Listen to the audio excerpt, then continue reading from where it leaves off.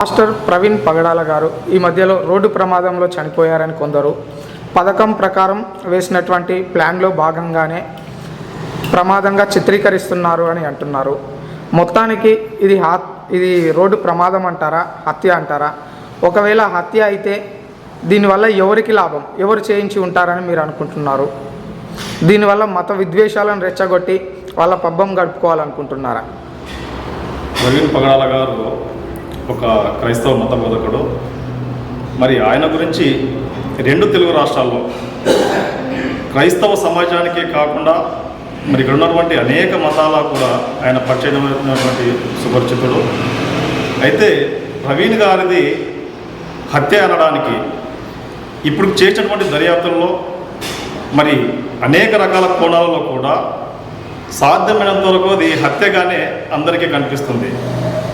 అయినప్పటికీ కూడా దాన్ని అనుమానాస్పదంగా ఇప్పటి వరకు కూడా మరి పూర్తి దర్యాప్తు మరి నివేదిక పోలీసు వారు అందించలేదు. కాబట్టి దీనిపైన అనేక రకాలుగా మరి సోషల్ మీడియా కావచ్చు, మరి అనేక రకాల మత బోధకులు కావచ్చు, మరి దీనిపైన మరి ప్రతి ఒక్కరు చర్చించుకున్నప్పుడు కూడా మరి పూర్తిగా నిర్ధారణకి తీసుకురాకలేకపోవడం అనేది ఇది పోలీసుల వైఫల్యంగానే అనిపిస్తుంది. అట్లాగే మరి రెండు రాష్ట్రాల ప్రభుత్వాలు కూడా మరి ఈ ఉద్దేశాన్ని బయటికి తీసుకురాకపోవడానికి ప్రధానమైన కారణం ఏమై ఉంటుందనేది ప్రతి ఒక్కరు కూడా అనుమానాస్పదంగానే మరి ఉంది. దీనిపైన ప్రభుత్వాలపైన ప్రజలకు కూడా ఒక నమ్మకాన్ని కోల్పోయే పరిస్థితి ఏర్పడుతుంది. ఎందుకు అంటే ఒక ప్రవీణ్ పగడాల గారి హత్య దేశవ్యాప్తంగా సంచలనమైనప్పటికీ కూడా మరి ఆయన పోస్ట్ మార్టం రిపోర్టు నేటి వరకు కూడా మరి బయటికి తీసుకురాలేదంటే దీని వెనకాల మరి నిజంగానే మరి బీజేపీ కుట్రనా, లేకపోతే హిందూ మత ప్రబోధకుల మరి కుట్రనా, ముస్లింల కుట్రనా, మరి ఇలా రకరకాల అనుమానాలతో ప్రజలు సతమతం అవుతున్నారు. దీనిపైన క్లారిటీ ఇవ్వకపోతే రాబోయే రోజుల్లో కూడా ఇలాంటి హత్యలు మరిన్ని కూడా వెలుగులోకి వచ్చే అవకాశం ఉంది. మరి రీసెంట్గా చూసుకున్నట్టయితే మరి చాలా చోట్ల కూడా మరి క్రైస్తవ మత బోధకులపైన మరి కేసులు కట్టి వాళ్ళపైన మరి చాలామందిని రిమాండ్కి తరలించడం జరిగింది. అసలు వాస్తవానికి మనం ఆలోచించుకునేది ఏదైతే ఉందో ప్రజలని శాంతియుతంగా మరి ప్రజలకు జరిగినటువంటి నష్టాలు కానీ, ప్రజల పైన జరుగుతున్నటువంటి అన్యాయాలపైన కానీ మరి ప్రభుత్వాలు పూర్తిగా క్షుణ్ణంగా దర్యాప్తు చేసి మరి పోలీసులు కూడా మరి వీటిని క్షుణ్ణంగా పరిశీలించి మరి వాటిపైన ఏదైతే ఉందో ఆ రిపోర్ట్ని బయటపెట్టాల్సిన అవసరం ఎంతైనా ఉంది. ఇది లేకపోవడం వల్ల అనేక రకాల మత కళలు కూడా జరగడానికి అవకాశం ఉందనేది అందరికీ తెలిసిన విషయమే. మరి ఇప్పటి నుంచి అయినా సరే మరి ప్రవీణ్ పగడాల హత్య పైన మరి నిందామన్నటి వరకు కూడా మరి పోస్ట్ మార్టం రిపోర్టు రిలీజ్ చేస్తామని చెప్పేసి ఇంతవరకు రిలీజ్ చేయలేదు. ప్రతి ఒక్కరు కూడా పోస్ట్ మార్టం రిపోర్టు కోసమే ఎదురు చూస్తున్నారు.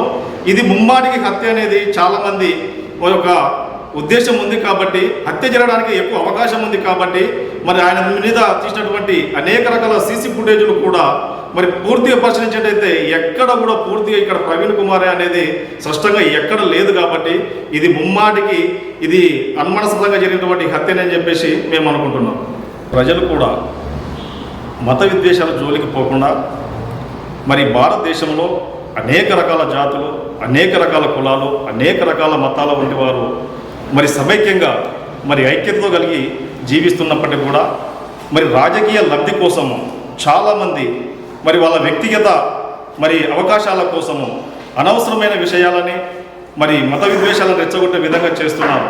కాబట్టి ప్రజలారా మనమందరము కూడా భారతీయులాగా కలిసిమెలిసి బతకాల్సిన వాళ్ళము.